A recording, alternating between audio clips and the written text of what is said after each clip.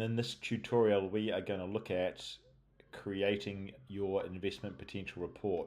So if you've already logged in as a member and you go to the My Investment Potential page, this is the screen you're going to see. And so it takes about 8 or 9 pieces of information to create your report and to give you a head start with planning your property portfolio. So I'm just going to put some information in there. Household income, let's just say I get $65,000 a year in rent from my existing 2 investment properties. I know that on a monthly basis I've got a cash flow surplus of about $2,000 a month.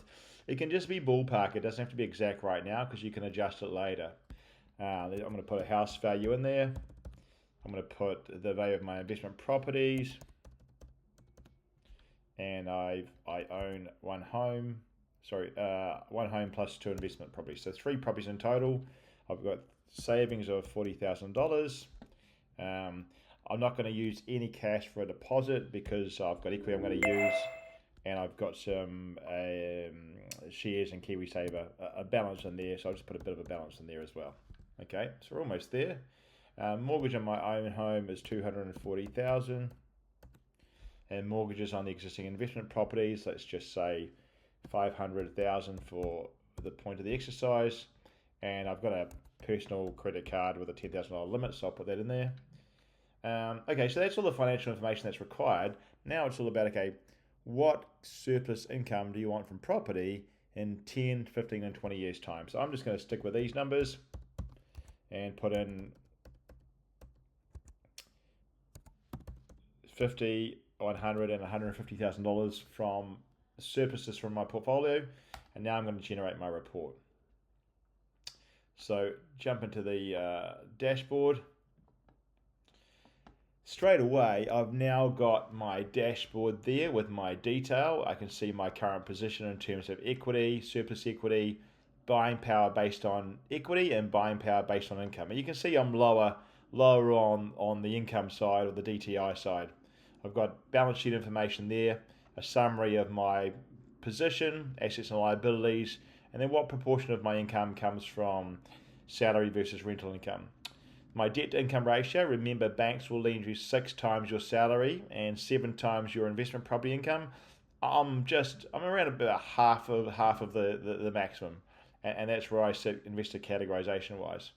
Okay, so the next step from here for me is to go into the profile, and in the profile area it dives into my LVR and debt to income ratio in more detail and gives me a summary of where I sit based on how the Reserve Bank in New Zealand looks at me from a loan to value ratio point of view and a debt to income ratio point of view, and lets me know where I sit in that category. So my LVR is 27%, so I'm strong in LVR. My DTI is 3.5, so I'm strong on DTI as well. So banks want to lend me because my numbers are good. When numbers aren't good, then it's about focusing on how do we shift the numbers to get them to where they need to be.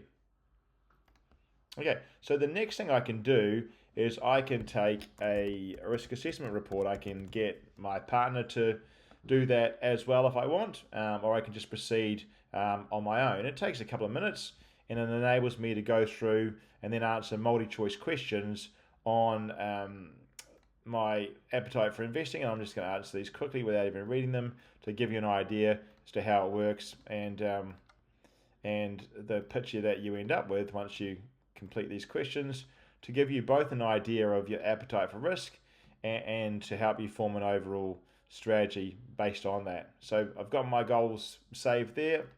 Now I'm going to generate my report. Okay, so I've just completed that randomly, as you can see, without actually looking at the questions. I'm a moderate aggressive style of investor. If my partner also completed the report, it would have their summary as well, and then a combined couple summary, and I can download that report and I can see that information in detail and see my answers, her answers, or his answers, and where we both sat as a combined couple strategy. So that's a tool you can use to have a conversation about risk before you start investing in property or start to scale up your existing portfolio to make sure you're both on the same page.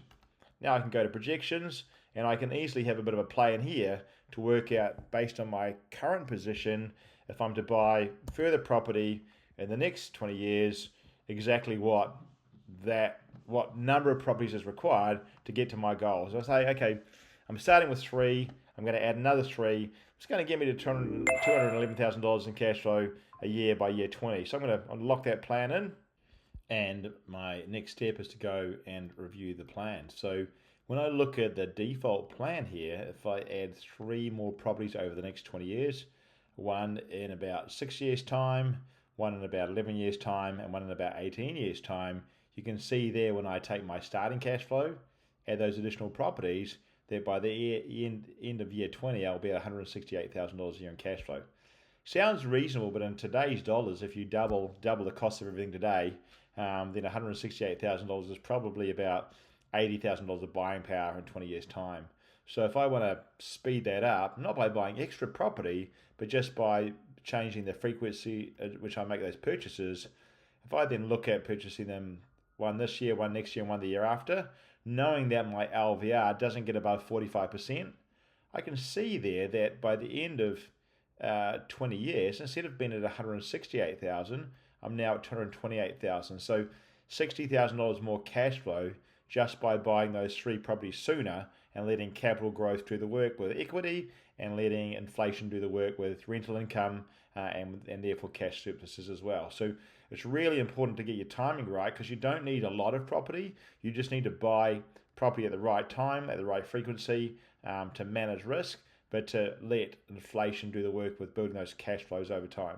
The great thing about the property consortium is if I know based on my DTR and LVI, DTI and LVR, that I need to buy for cash flow rather than growth right now because I'm stronger on equity than I am on cash flow, then I can just say, okay, cool, based on what I'm doing next, what are the best locations right now for cash flow? Tell me the best deals right now. If I'm buying in Christchurch, what does a 20-year picture look like? And I can automatically see within the property consortium what are the best projects right now from a growth and cash flow and total return point of view to easily understand the types of properties that I could add to my portfolio.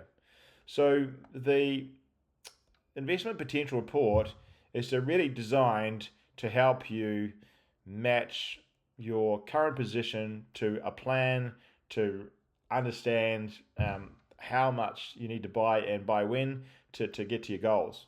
And so if I then go to the download report function and I wait a few seconds, that will now pull down my report and my plan.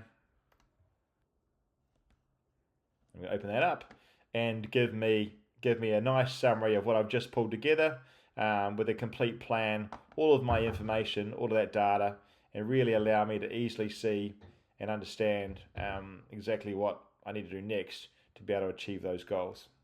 Okay, so that's a quick tour of creating your investment potential report, and if at any stage you need to edit the numbers, just go back into the numbers that you entered originally and then just save and recalculate those to update your position.